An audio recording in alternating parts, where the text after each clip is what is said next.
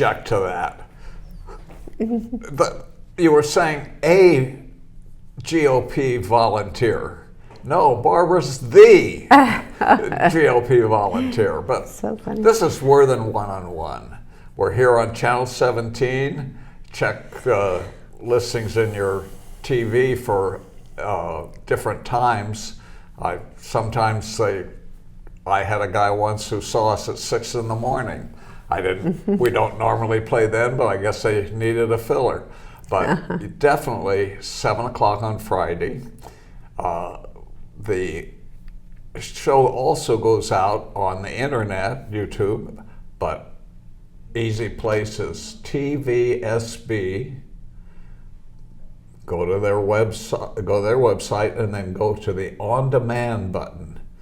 Go all the way down. The last show is Worthen One. I think they don't like me, but they claim it's just because W's last in the alphabet for shows. But I get my feelings hurt very easily, as you know, and I love doing these shows. It's been many years and many guests, and this is the first time for Barbara. I was telling somebody I've had 300 guests in 25 years, but there's been 430 shows, and it's because some guests, like a friend of ours, Tim Tremblay, have been on 7 times. Bobby McGinnis has been on 5 or 6 times. I could go down the list. So this is exciting for me to have Barbara, because I've watched her work. I've worked with her less than I probably should as a volunteer. I'll walk precincts now that I have a new hip, but she'll explain what volunteers do. But first, how did you get involved, Barbara? Well, I guess my passion for government has always been. I remember being as a young mother in elementary schools, and I got involved in just learning about the Constitution. Sandy Beckers, who was well known back then, she was actually on the school board. She mentored me for those few years. Hi, Sandy. I hope you're out there.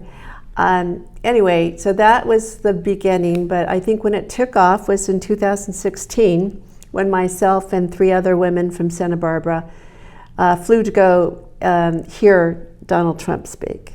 And that was Where did you hear him? He was at a Christian forum that was on the East Coast, actually in Washington.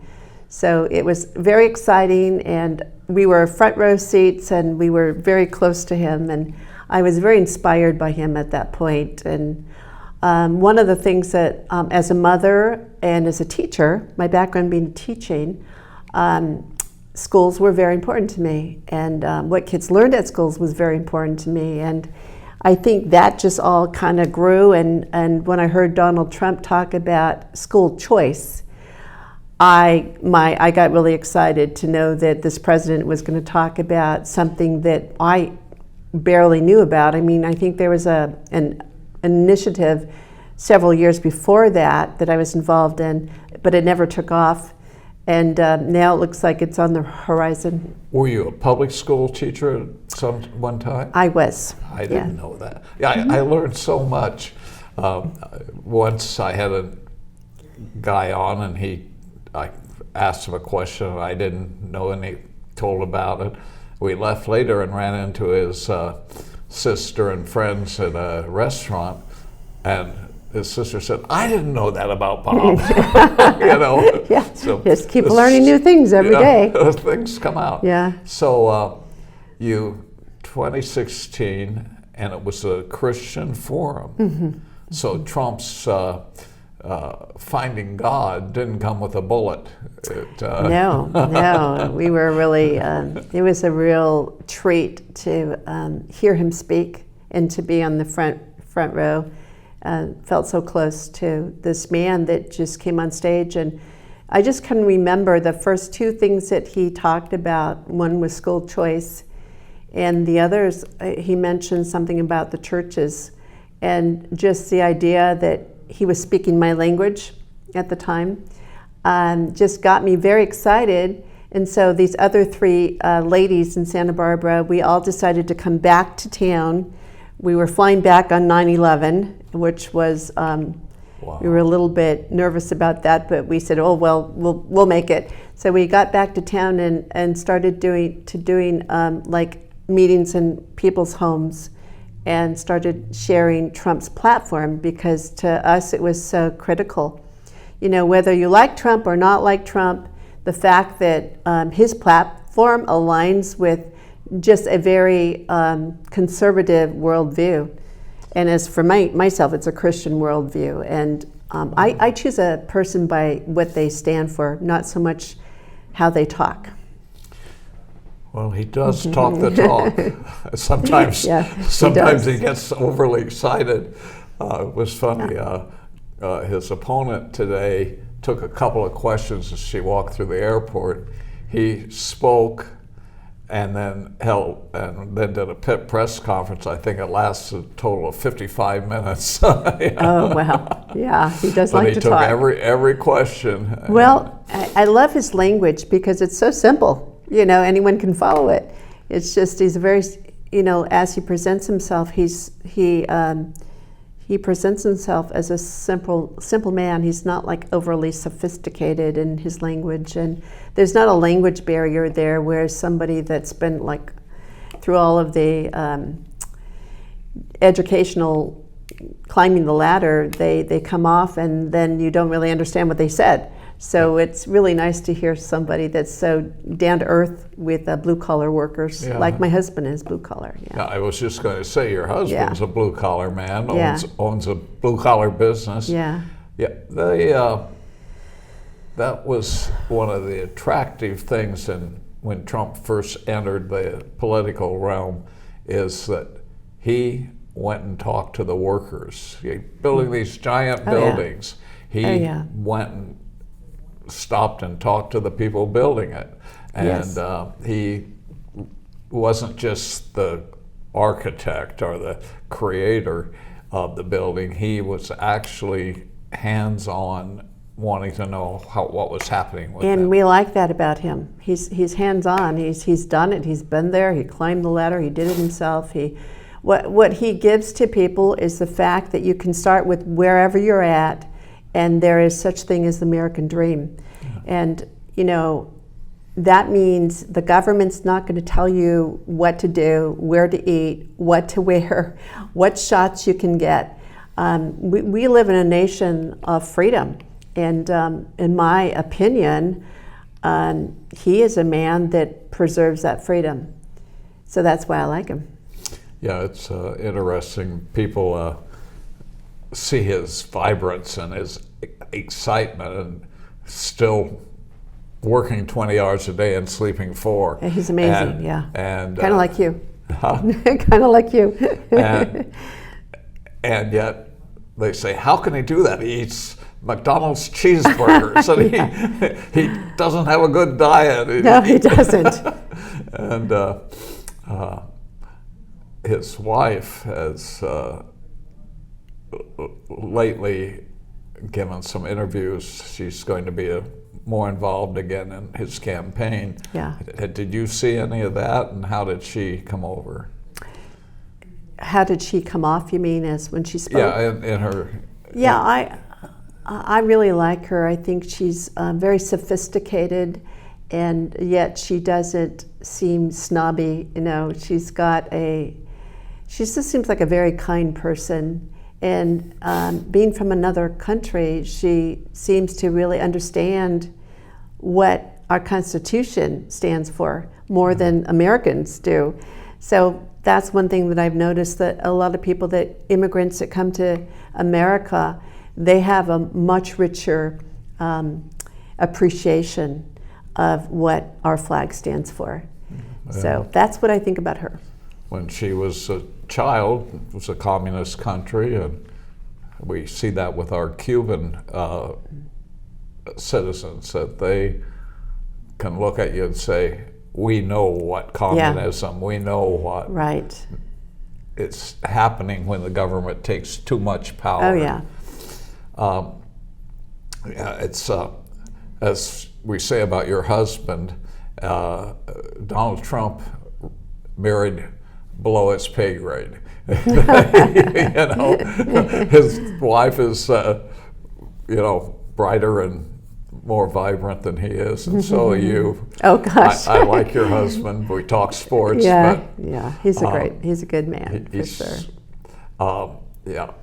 And we forget that I think she either has spoken or speaks Like 8 or 9 12 different languages. languages. Yeah, she's very bright. Yeah. Yeah, she doesn't show it off though, Yeah. so she's very subtle about that, and I like that humility.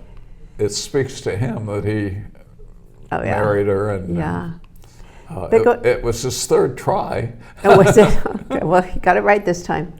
But I just want to mention that I meet, Santa Barbara's got all sorts of people from different nationalities, and we have Ukrainian friends, Russian friends, and Spanish, Mexican, Cuban. And whenever I talk to different people, even people just on the street, they really encourage me to do what I'm doing, because they are like worried more than the average American, because they've seen communism firsthand, and they see how America has lost a lot of traction on our basic fundamental belief system of where one nation under God, and so there's this like little warning that goes out when I talk to these people, and they go, you know what, it's getting really hot in here. It's getting hot because the frog is in the water and the water's boiling,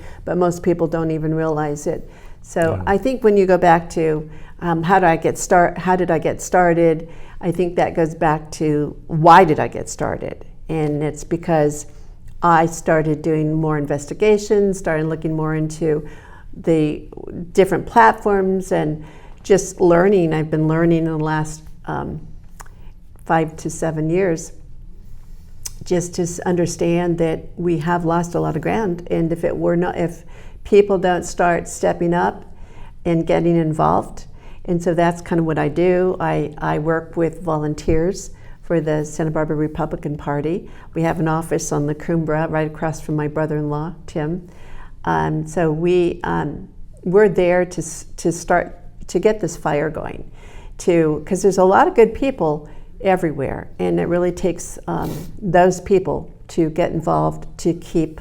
When you have freedom in a nation, the only way you can keep freedom is to have moral people and a moral compass that guides us. So it doesn't matter whether you believe in God or not. It's just a moral compass, and most people have a moral compass in them. And my job is just to go out there and try to make it clear. This is where we're going. This is where we're headed. Which one do you want? Well, where do you get volunteers?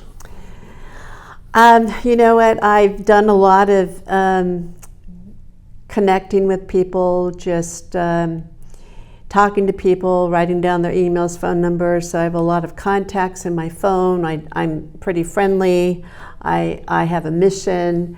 I've lived here all my life. I was born and raised here, so I have a lot of that.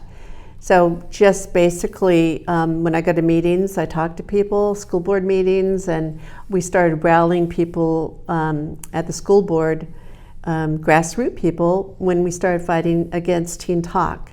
So things like that is where people come together, because when you make people aware of what's going on in your city, which most people are not aware, and they find out about it, then they want to get involved. So once they get involved with that, then you can transfer that over to, well, come and help us win these elections. We've got awesome candidates, or why don't you become a candidate? So it all kind of interconnects with each other. So there's a cross-pollination, across of recruiting between going to a school board meeting and fighting with parents who don't like what's happening in the school board, and they may never have done anything in politics, but they Well, Right. I can remember being at a school board meeting and a husband and wife breaking into tears because a teacher had molested their son, and Wow. and he was just on leave. Oh, wow. And Yeah. and the school principal and the school board knew of it for 3 or 4 months and hadn't reported it to the police as they're required to do in 72 hours. Oh, yeah. And so there's Right. our local school board has had like $30 million in losses of lawsuit settlements because Right. of their malfeasance. Yes. So you meet people. We also have a Republican headquarters in North and South and Lompoc. Do people just walk in and say, I want to volunteer? There's different ways you can do it. So like if you're watching this show, you can go to sbcrp.org and you can go to that website and you can fill out the information to volunteer. That information lots of times comes to me.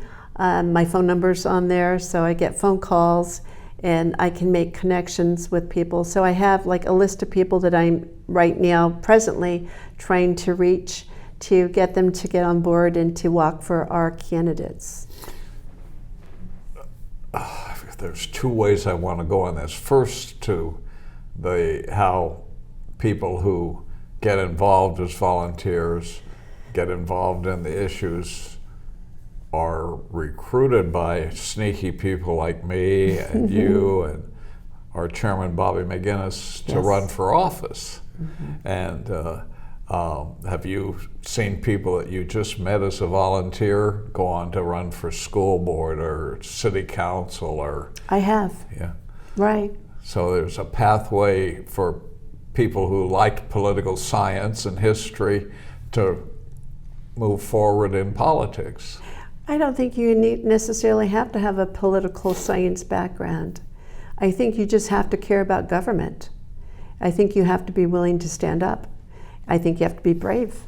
I think that there's really what I believe that politics does.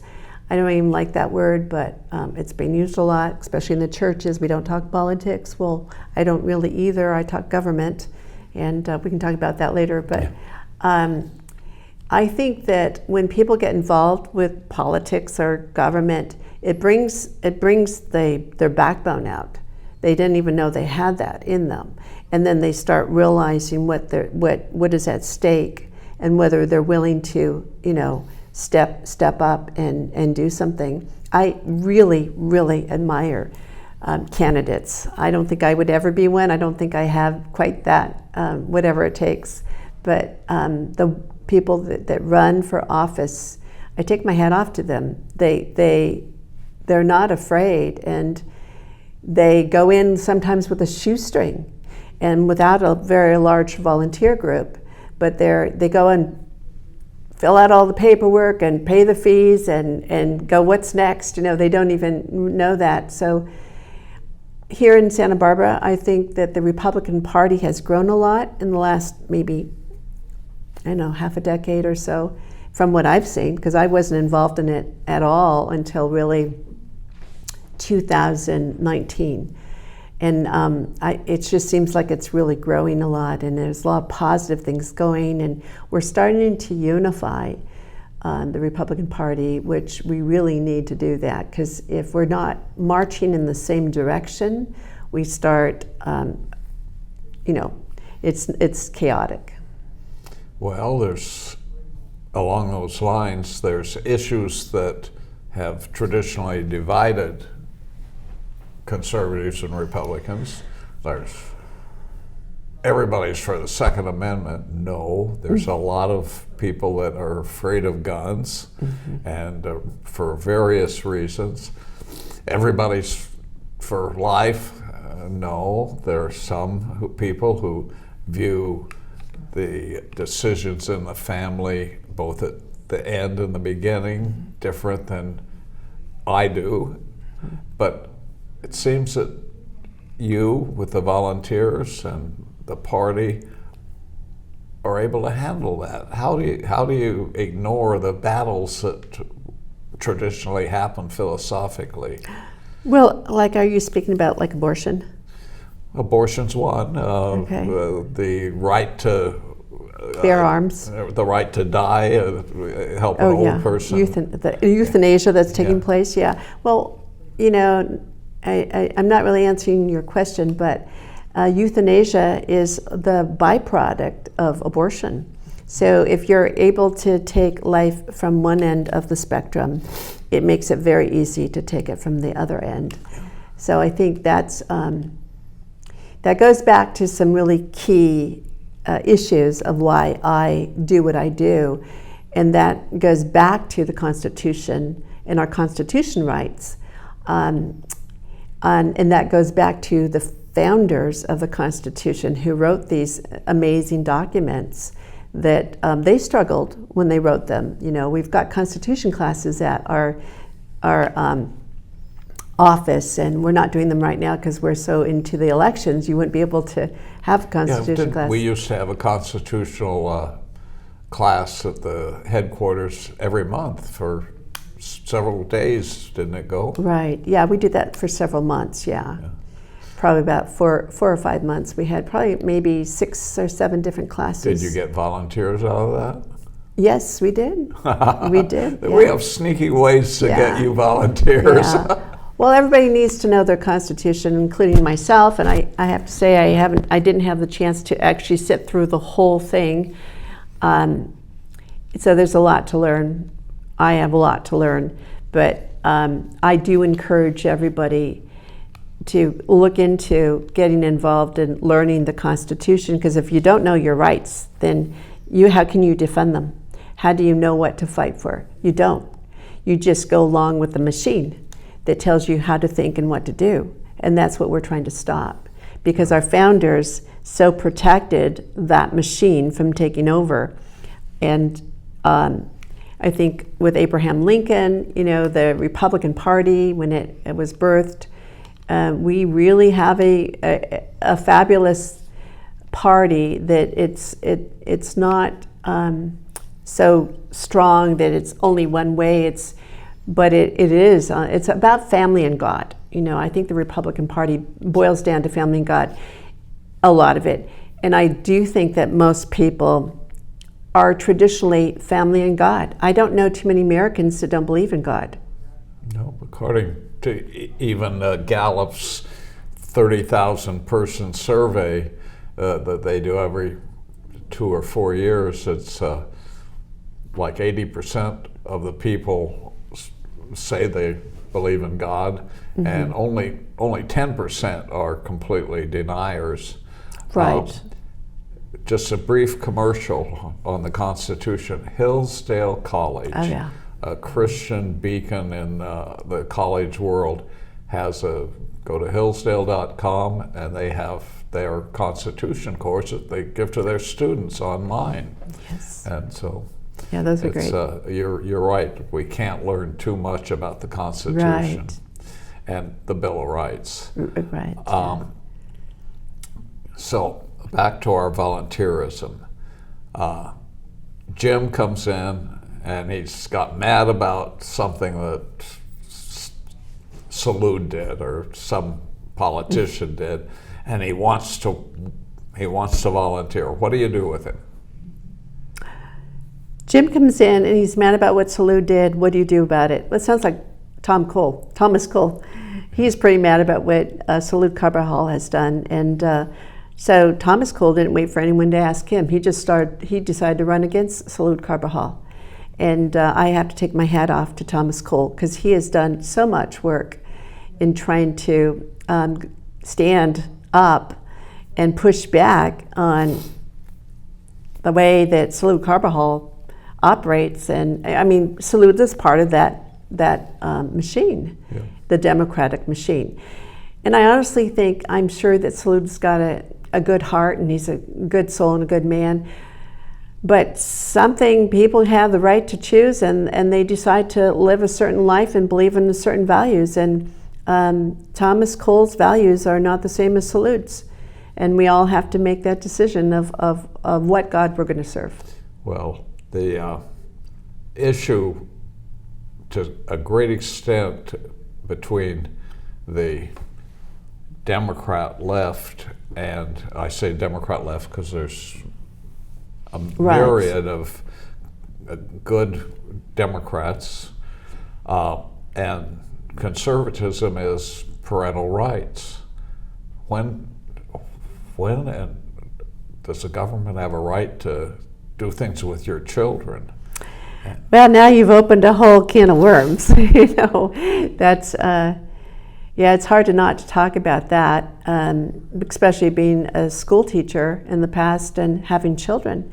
So yes, the Democrat Party, in 2016, there was an assembly bill written, AB 329, and by Shirley Weber, and she's a Democrat, and she wrote this bill, and by 2019 it got ratified and passed. But who voted for it?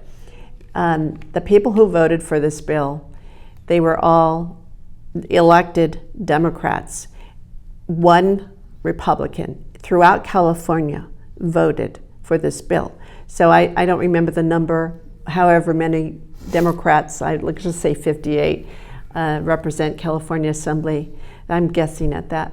But those people jumped in both feet. And so the Democrats passed AB 329.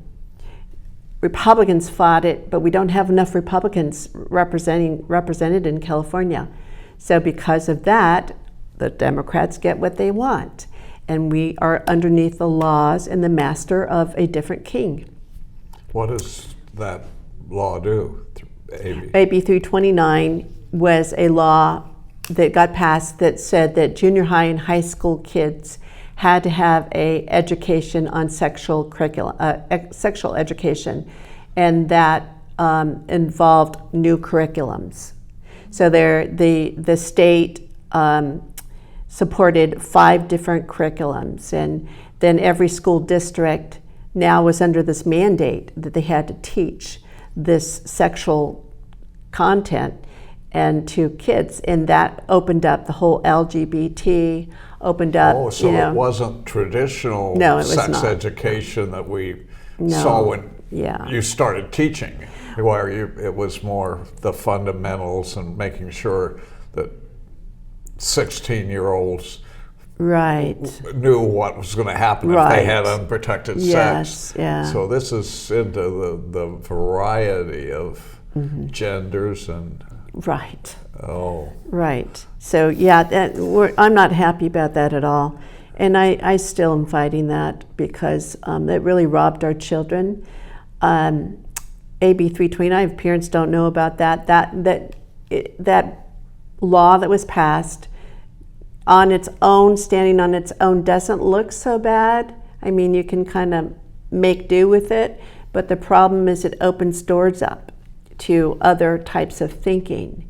And then what they do is now they bring in the curriculums that they endorse. So the California endorsed these 5 curriculums and said, these are great curriculums, pick one of these 5. So Santa Barbara picked Teen Talk, and that was the big thing that happened in 2019 that really had an impact on the grassroots here in Santa Barbara. Now, what was That was Teen Talk, a curriculum that was accepted, or it was passed by Santa Barbara Unified School District as their curriculum. Is that? They adopted it. That's where they adopted it. They adopted Teen Talk, which is that was the beginning, in my opinion, of the sexual exploitation of children. And because it taught children lots of things that are not traditional, and it really started breaking away the parental role of the parent being the parent, and the government now taking more control of what a child thinks and what he does. And so to me, it's very dangerous, and it's a slippery slope, and we're on that slippery slope right now because now it morphed into transgenderism. So it went from something like, this is not something you talk to children about. And you're telling children things that I won't even say because this is a family time. This TV might be on during a meal, so I'm not going to bring these words up, but they definitely crossed the line. And my problem going back to Democrats, you said there's so many Democrats that are very kind and nice-hearted, and I agree with you. I think the problem is not that. I think the problem is the Democrat policies and the party has changed so drastically.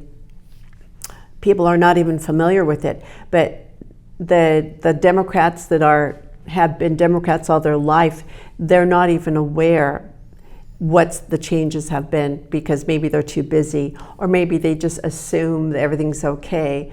And it's like the boiling water again, the frog in the pot. They don't even realize the water's going to boil all of us if we don't do something about it. So anyway, that goes back to Santa Barbara Unified School District and the board there and how they all adopted this curriculum, even though there was 300 of us that showed up twice in over a year period of time. Lots of effort to stop this curriculum, but nobody paid attention. They didn't listen to us. It was finally stopped by a lawsuit by, Eric Early did it pro bono, but it was... Sheraton and James Fechner, that was something different actually, but that's how, when I went to the school district, that's where I met the small group of people that were fighting for our education in the schools, and they got behind us and we got behind them and we started growing, so it was a wonderful connection. So that's this, I call it cross-pollination, brings new volunteers, that support brings new volunteers to your effort. Oh yeah, well we help each other because we're all after the same goal. Yeah. We all want the same thing. And we may have some differences, and we learn how to walk in sync with each other. So that's an important part of being a part of a team. So you have this volunteer, no experience, Jim. Okay. Forget that he's mad. Salud got him to come in. What do you do with him? How do you integrate him into your volunteer system? Do you say, here's 10 names, go call them, or sit here in the office and call for hours, or what do you do? Yeah, that's a great question. So that is kind of what the basic thing that I do. I take a phone call and I hear what somebody's interested in. I ask them if they're willing to walk for a candidate, and they usually say something like, "Well, I haven't done it." I go, "It's okay. You can learn." And then we bring them in to the office and we train them. We train them how to use an app on their phone, and then we plug them into the system, and then we create maps for the area that they want to walk, or it might be a candidate that they want to walk for. And I like the candidate idea because I think people have to walk with passion. And I say, well, which candidate do you have passion in? What area do you, city council, do you have passion about school boards, do county boards, how money's being used, the mayor of Goleta, what position are you passionate about? And usually people are passionate about something because they don't like the way it's going. They want to stop it. So normally a person will think about it and then they'll tell me who they want to walk for, and then sometimes they'll line it up to their neighborhood. So we don't do precinct walking. That's another group works on that. That's another tool that is used in Santa Barbara with Cheryl Trotsky and Rhonda Huxgun. I don't say her name right. But they're doing a really good job with that. So that's just another tool in the box. And so I'm a tool in the box. That's Neighbors for Liberty. Handing out the Republican slate and Republican handout. That you were talking about with Rhonda and the precinct work. Mm-hmm. Do you, if somebody comes in and says, I just want to work for Joe who's running 4th District Right. So that's where we come in. We've gone through and vetted as a central committee. Hopefully. Yeah, 90 or so candidates in the county, and then made endorsements, which takes 2/3 of our legal body. So somebody wants to work for one of our endorsed candidates, you will help them. Yes. But do you also ask them to pass out the Republican literature? Well, this is what they pass out right here. If you want to see that. Oh, yeah, this is the. It's got the slate that has their person in it. This is right. This is one of the things they pass out, and I don't have the actual, the flyers for the different candidates. But if they want to walk for Jason Likas, who's running for school board, or another, I mean, the thing about these different people and names is that it's nonpartisan. So people who run for these positions, they don't necessarily run as, as they want to come off as Republican. They're doing it because they have something that they want to change, and it may line up with the Republican Party. So we get to, bring people on like that. But people do run nonpartisan, and when we take the slate out, this slate shows the people that we endorse, and you know more about that because you've been doing it a long time, and I haven't. But so this slate is very important. So when you give this slate to somebody, you're basically saying the Republican Party is endorsing these candidates, and people are, when you knock on the Republican Party's door, then they're very happy to take it. They're very happy to take it because they want some direction. People go to the polls and it's all they know is I'm going for Trump, or what's her name, and what's her name? We're talking to, I'm going for Trump, and they get there and who's this running for school board in, in my area, and I don't know anything, but this answers that question. Right, and we also, go ahead. And you ask me, any Republican or non-aligned candidate, declined to state candidate, can seek the endorsement of the official party under state law, the Santa Barbara Central Committee. Mm-hmm. They have to ask for it. Mm-hmm. We get it in writing because we've had problems with endorsing somebody and they said, I didn't want that. And then 2/3 of our people have to vote for that endorsement. Mm-hmm. So there's strength behind that There's handout. a lot of strength, yeah. And strength in numbers. The people who are on this know that they're on with other people that have gone through that process. Right. And many of the people, God bless Bobby McGinnis and our team, are people that we've recruited. There's an office, nobody's running for it. And we talked Barbara into running. We're watching. No, you won't. And surprisingly, in the last 2 cycles, about half of the people we've endorsed were unopposed. It was an open seat. Yes. Nobody else ran, and we got a candidate to run. Yes. So I hear that's a good number, 45. Yeah. That's President Trump's number. So you got Jim. He says, well, I live up on X Street and toward the end, and I know people there, and but I know, like next door, there's a Harris sign. I know I don't want to go there.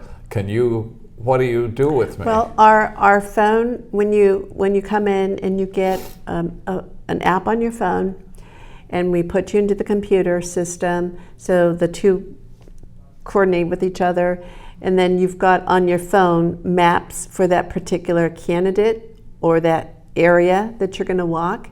And so when you see the phone, you're going to see flags on that map, and on those red flags, those are houses.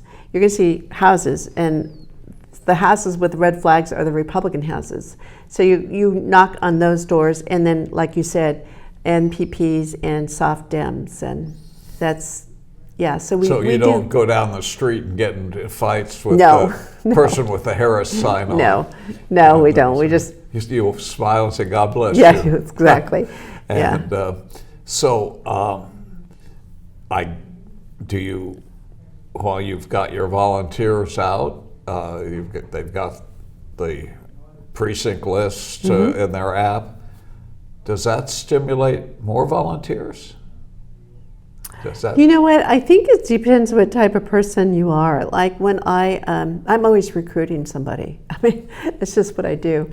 I worked for a multi-level marketing company before this, and it's just a natural thing for me to do. So I think it depends on your personality. So if you go out and you knock on the door and you kind of click with a person and they're interested, they want to know more, well then you take their phone number and you call them and you invite them to come to the next meeting or the next event or whatever. It's always like making these connections. So I think that everything we do, it doesn't matter where we are, even in a dentist chair, which I've done, you can do the same thing. You can just connect people. And I think it's those connections that make a body strong. I've had problems with articulate, bright Republicans who say, well, I don't, like in the supermarket, I don't want to say Biden's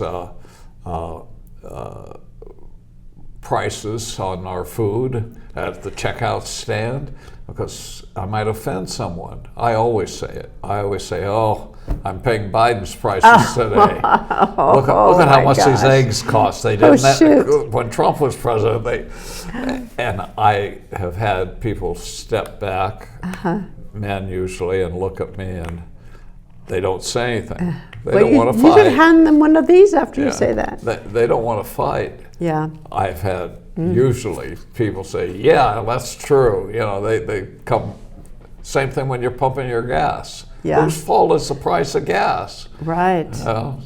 Nuisance price. Look at the taxes. And people say, I'm mad. Tired of this. Yeah. So as the volunteers go out, you train them in how to approach people and how long to.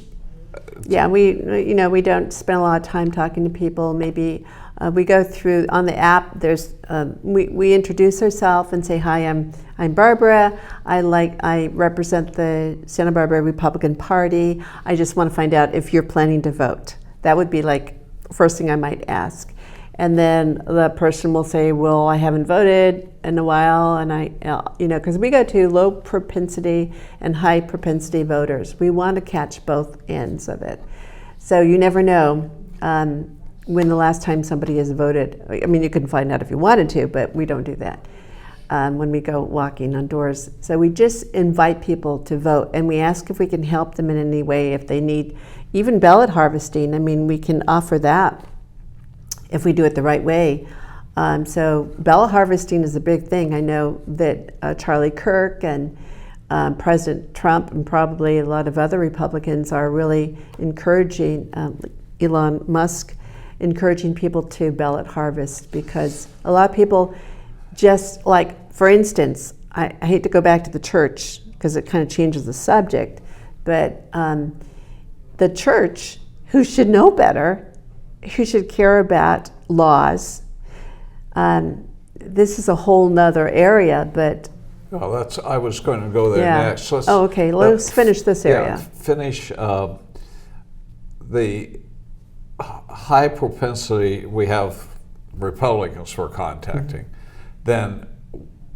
but we're not contacting every Republican, or just high propensity voters.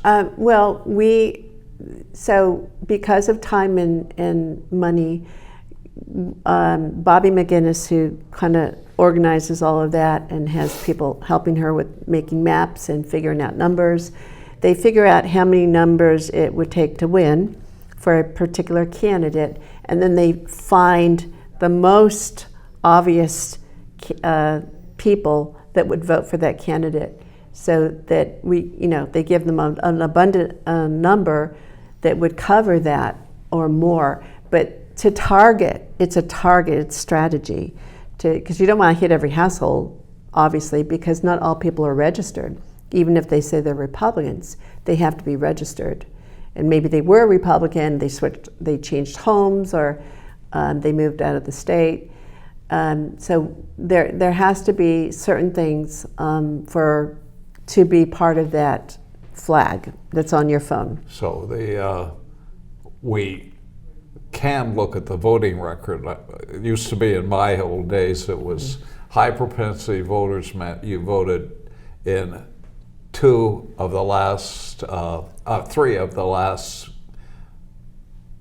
two presidential elections and two gubernatorial elections, 8 years in other words. So if you voted in 3 of those, right, we focused on you more than the person who voted once. Right. So we've got our targets, we've got our walkers, and we've got a problem.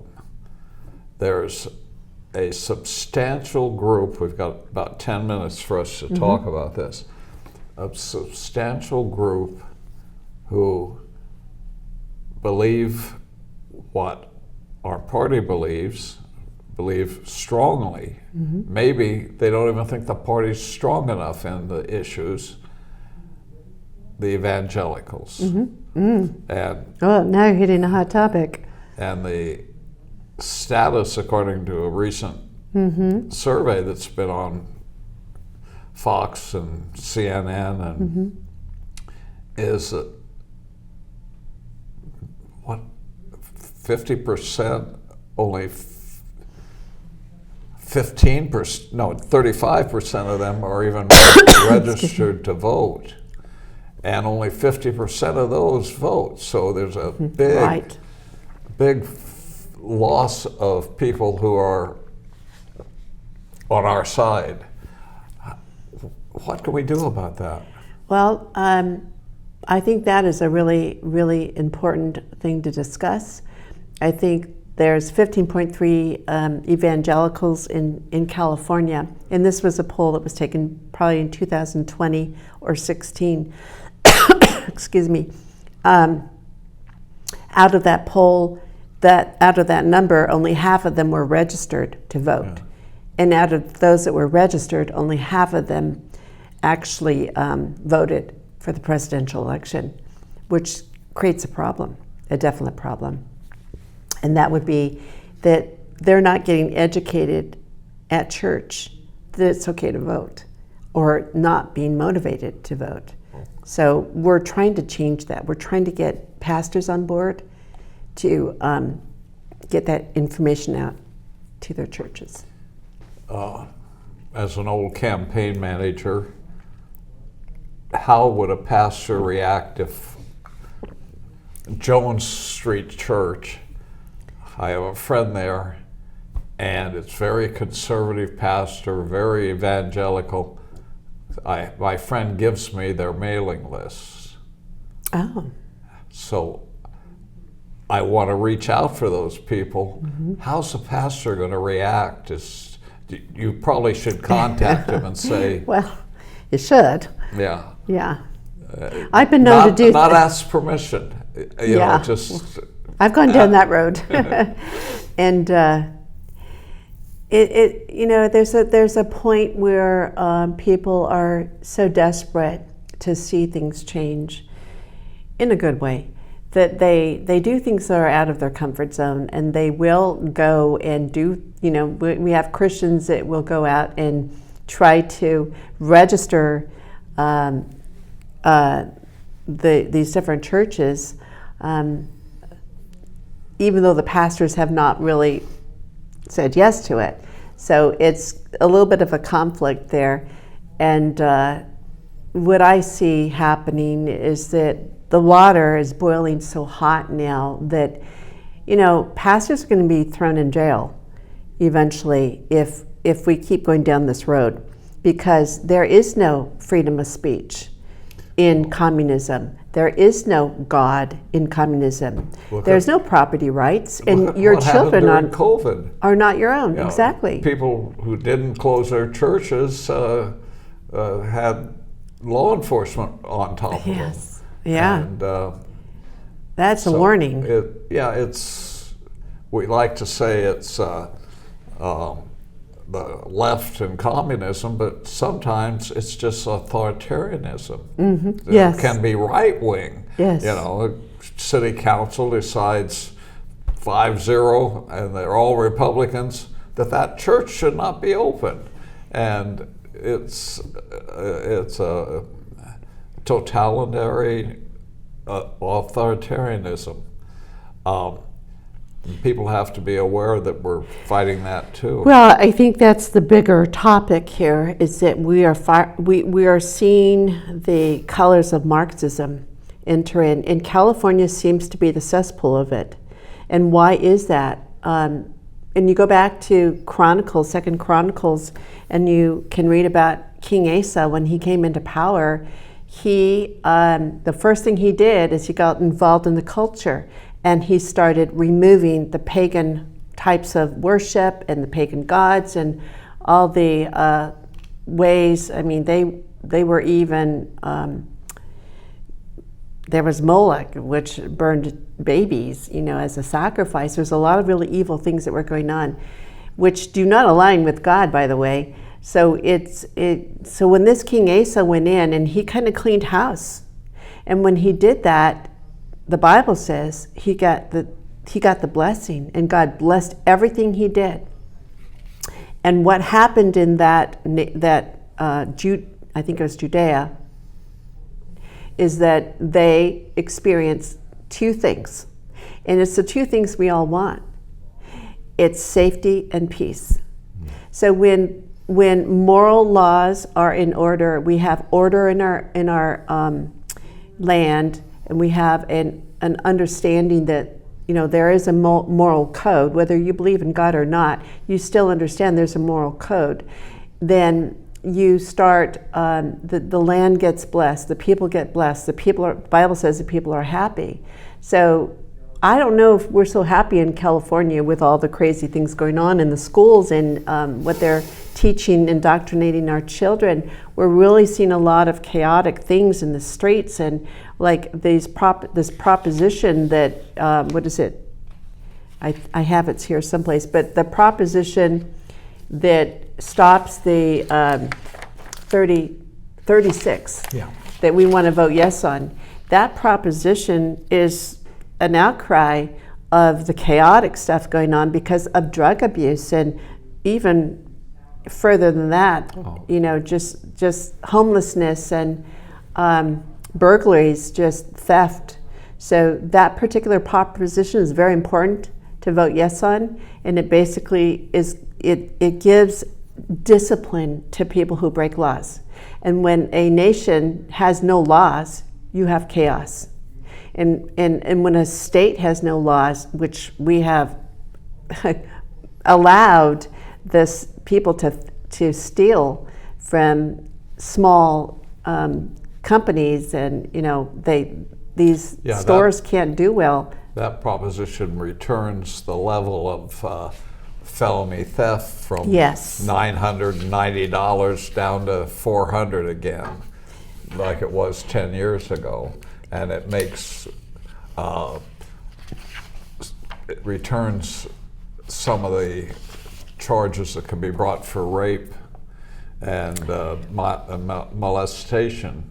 Can I show this so that people can see? This is, I went to a luncheon and I learned about this, and there was somebody representing the sheriff there, and just yes on 30. Push it there. There we are. Okay. So yes on 36, and this stops smash and grab that's going on in our downtown Santa Barbara, where store owners they're spending more money trying to protect their merchandise, and that so this also has to do with the fentanyl crisis that's going on. So it makes fentanyl, it takes it up to a drug like at the heroin level, so then they can actually have some consequences. Right now, there's no consequences with fentanyl. Fentanyl has killed over 400 people in 4 years in Santa Barbara County alone. So that is a lot of deaths. That's 100 people die every year in Santa Barbara County. So this puts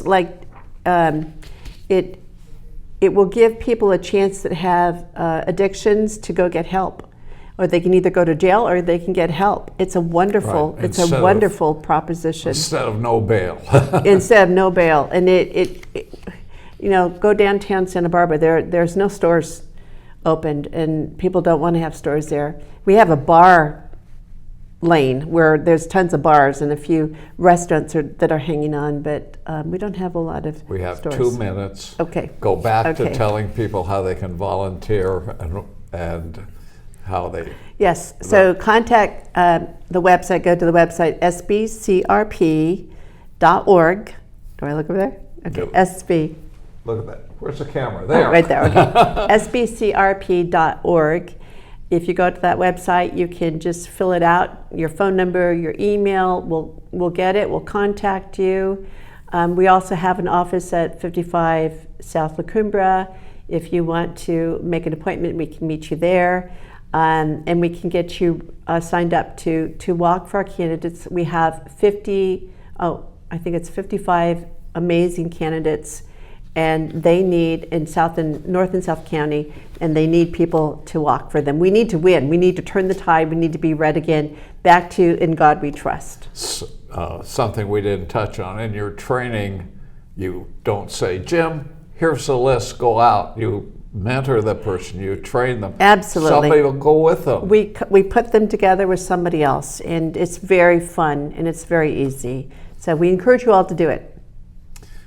Well, what if I'm old and can't walk?